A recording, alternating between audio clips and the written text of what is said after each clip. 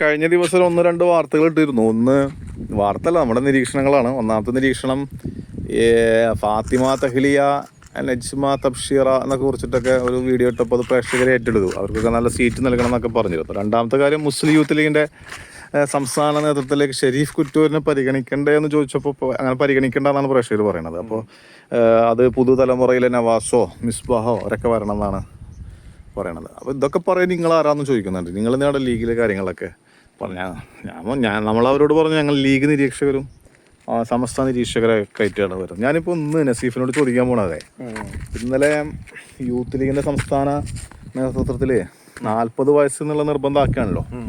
40 വയസ്സ് നിർബന്ധമാക്കുമ്പോഴാണ് പലരുടെയും അവസരം നഷ്ടപ്പെടുന്നത്. അപ്പോൾ ഈ വരുന്ന PK നവാസോ മിസ്ബാഹോ അല്ലെങ്കിൽ മിസ്അബോ അല്ലെങ്കിൽ ഫാത്തിമ തഹ്ലിയ നജ്മ തബ്ഷീറ ഇവരൊക്കെ ഞാൻ കാണുന്നൊരു ക്വാളിറ്റി ഉണ്ട് ഇവരിൽ. ഇവിടെ മുസ്ലിങ്ങൾക്കിടയിൽ നടക്കുന്ന അല്ലെങ്കിൽ മുസ്ലിം ലീഗും മറ്റ് സംഘടനകളും നടക്കുന്ന തർക്കങ്ങളിലൊന്നും ഇവർ അഭിപ്രായം പറയാൻ വന്നിട്ടില്ല. ഇവർ വളരെ അതിലൊക്കെ അഭിപ്രായം പറയാം. പ്രത്യേകിച്ച് സമസ്ത വിഷയത്തിലൊക്കെ ഞാൻ ശ്രദ്ധിച്ചിട്ടുണ്ട്. അല്ല, അതിൽ ഒരു കാര്യം മനസ്സിലാക്കേണ്ടതെന്ന് വെച്ച് കഴിഞ്ഞാൽ സമസ്ത വിഷയത്തിൽ PK നവാസിൻ്റെ സ്റ്റാൻഡ് എന്താണ് എന്ന് സംസ്ഥയോട് അടുത്ത് നിൽക്കുന്ന ആളുകൾക്കറിയാം എന്താണ് PK നവാസ് എടുക്കുന്ന സ്റ്റാൻഡ് എന്നുള്ളത്. അപ്പോൾ PK നവാസ് അതിനെ വളരെ കൃത്യമായിട്ട് ആ ഒരു പക്വതാപൂർവമായിട്ടുള്ള നിലപാടാണ് എടുക്കുക. ഞാൻ പറഞ്ഞില്ലേ, അത് PK ഫിറോസ് എടുക്കുന്ന നിലപാടിനേക്കാളും ഡിഫറെൻ്റ് ആയിട്ടുള്ള ഒരു ആസ്പെക്റ്റിലായിരിക്കും PK നവാസ് എടുക്കുക. അതെനിക്ക് 100% ഉറപ്പുണ്ട്. കാരണം എന്ന് വെച്ച് കഴിഞ്ഞാൽ അയാൾ അത്രത്തോളം പക്വതാപരമായിട്ടാണ് പാർട്ടിയെ നയിച്ചുകൊണ്ടിരിക്കുന്നത് എന്നാണ് ഞാൻ വിശ്വസിക്കുന്നത്.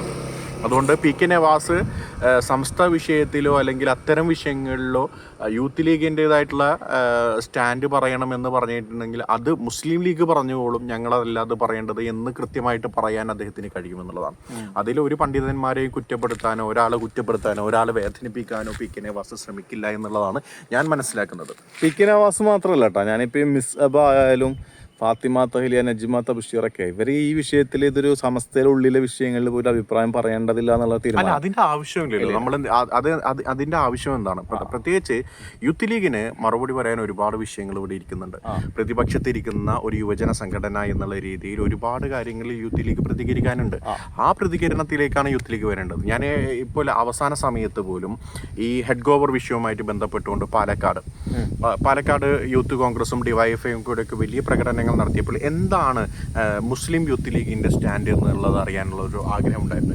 മുസ്ലിം ലീഗ് അതിൽ എന്ത് സ്റ്റാൻഡാണ് എടുത്തത്, എന്ത് നിലപാടാണ് എടുത്തത്, എങ്ങനെയാണ് അതിനെ മുസ്ലിം ലീഗ് ആ ഒരു പ്രതിഷേധത്തിലേക്ക് വരുന്നത് എന്നുള്ളത്. പക്ഷെ അതിന് പാർട്ടായിട്ടില്ല എന്നുള്ളത് നമുക്ക് മനസ്സിലാക്കേണ്ടത്. PK ഫിറോസ് പോലും ഒരു സ്റ്റേറ്റ്മെന്റ് കൊണ്ട് പോലും അതിനെ പാർട്ടാക്കിയിട്ടില്ല എന്നുള്ളതാണ് ഞാൻ മനസ്സിലാക്കുന്നത്. അപ്പോൾ ഇത്തരം കാര്യങ്ങളിലേക്കാണ് പാർട്ടി കൂടുതൽ കാര്യങ്ങളിലേക്ക് ഇടപെടേണ്ടത് എന്നാണ് ഞാൻ. സോഷ്യൽ മീഡിയയിലും പോലും വിവാദങ്ങളിലേക്ക് ഞാനതിനെ ഹൈലൈറ്റ് ചെയ്ത് സംസാരിക്കാൻ കാരണം എന്താ പറയുക, ഞാൻ ഇന്നലെ ഇതുമായി ബന്ധപ്പെട്ട് കുറച്ച് പേരോട് സംസാരിച്ചപ്പോൾ അവർ പറഞ്ഞത് മുസ്ലിം ലീഗിലെ ബഹുഭൂരിഭാഗം നേതാക്കന്മാരും ഈ സമസ്തയിലുണ്ടായ ചില തർക്കങ്ങളിൽ ഇടപെടണ്ട എന്നുള്ള അഭിപ്രായമുള്ളവരാണ്. അതിലെ സലഫി ചിന്ത വഹാബി കൺസെപ്റ്റുള്ള PMS സലാം, KM ഷാജി ആ ഒരു എന്താ പറയുക സമസ്തയുടെ ആദർശത്തോട് വലിയ താല്പര്യമില്ലാത്ത ആളുകൾ അല്ല. ഇതിലേ ആ കാര്യം നിങ്ങൾ പറയരുത്. KM ഷാജി വഹാബിയാണ്. ഞാൻ പറയരുത്, നിങ്ങൾ എന്തർത്ഥത്തിലാണ് KM ഷാജിനെ വഹാബിയാക്കുന്നത്? KM ഷാജി വളരെ കൃത്യമായിട്ട് പറഞ്ഞിട്ടുണ്ടല്ലോ, അദ്ദേഹം പഠിച്ചത് സംസ്ഥാന മദ്രസയിലാണ്. അല്ല, അങ്ങനല്ല.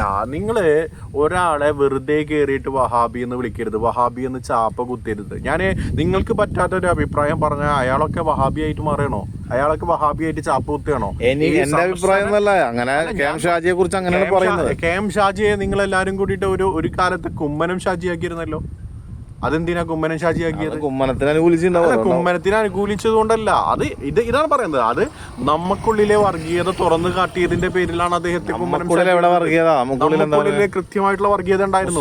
എങ്ങനെ വർഗീയത ഇല്ല എന്ന് പറയാ? നമുക്കുള്ളിലെ കൃത്യമായിട്ടുള്ള വർഗീയതയുടെ ഏറ്റവും വലിയ ഉദാഹരണം PFI പോലെയുള്ള സംഘടനകള്. ഈ PFIനെ എതിർക്കുമ്പോൾ ആദ്യം നമുക്കുള്ളിലെ ഞാനതില് KM ഷാജിയോടൊപ്പമാണ്. കാരണം നമുക്കുള്ളിലെ വർഗീയതയെ എതിർക്കാതെ, നമുക്കുള്ളിലെ വർഗീയത തുറന്നു കാണിക്കാതെ നമ്മളെങ്ങനെ RSSനെ കാണിക്കുക, അല്ലെങ്കിൽ RSSനെ പറയാ? RSSനെ പറയണമെങ്കിൽ നമ്മുടെ നെഫ്സ് എന്തായിരിക്കണം?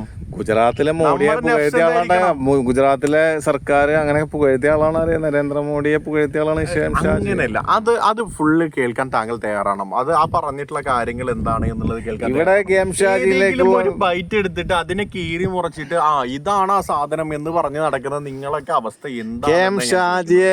ഷാജി എന്ന് പറയുന്നത് അല്ല, ഇവിടെ ക്വസ്റ്റ്യൻ ഈസ് ഈ പറഞ്ഞ നേതാക്കന്മാർ, യൂത്ത് ലീഗിന്റെ യുവജന നേതാക്കന്മാർ വിവാദങ്ങളിലേക്ക് ഇടപെടാൻ ആഗ്രഹിക്കുന്നവരല്ല. അവരെന്ത് ചെയ്യുന്നു? കെ.എം. ഷാജിയെ പോലല്ല. ഇതിലൊരൊറ്റ കാര്യം പറയാനുള്ളൂ. ഇപ്രാവശ്യം യൂത്ത് ലീഗിന്റെ പുതിയ നേതൃത്വം വരുമ്പോൾ, പുതിയ നേതൃത്വത്തിന് കൊടുക്കും നമുക്ക് ഏറെ അഭിമാനിക്കാവുന്ന ഒരുപാട് കാര്യങ്ങളുണ്ടാവും. കാരണം വലിയ നേട്ടങ്ങൾ ഉണ്ടാക്കാൻ ഇവർക്ക് കഴിയും. പി കെ നവാസിന്റെ നേതൃത്വത്തിൽ അല്ലെങ്കിൽ മിസബിന്റെ നേതൃത്വത്തിൽ, ഫാത്തിമ തഹ്ലിയുടെ ഒക്കെ നേതൃത്വത്തിൽ വലിയ നേട്ടങ്ങൾ നേടിയെടുക്കാൻ കഴിയും. പക്ഷെ അതിൽ ഒരു കാര്യം പറയാനുള്ളത്, ഹരിത വിഷയത്തിൽ ഉണ്ടായതുപോലെ ഫാത്തിമ തഹ്ലിയും പി കെ നവാസും തമ്മിൽ എന്തെങ്കിലും ഒരു വിഷയം ഉണ്ടെങ്കിൽ, നിജ്മ തംഷീറൊക്കെ കൂടിയിട്ട് എന്തെങ്കിലും വിഷയം ആ കമ്മിറ്റിയുമായിട്ടുണ്ടെങ്കിൽ, നിങ്ങൾ ആ കമ്മിറ്റി വിഷയങ്ങൾ പറഞ്ഞു തീർത്തിട്ട് വേണം പുതിയ കമ്മിറ്റിയിലേക്ക് വരാൻ. ഇല്ലാന്നുണ്ടെങ്കിൽ കൂടുതൽ വിഷയങ്ങൾ ഉണ്ടാവും. അതുകൊണ്ട് അതുകൂടി നിങ്ങളെ ഒന്ന് മുഖവിൽ കിടക്കണമെന്ന് മാത്രം പറയുകയാണ്.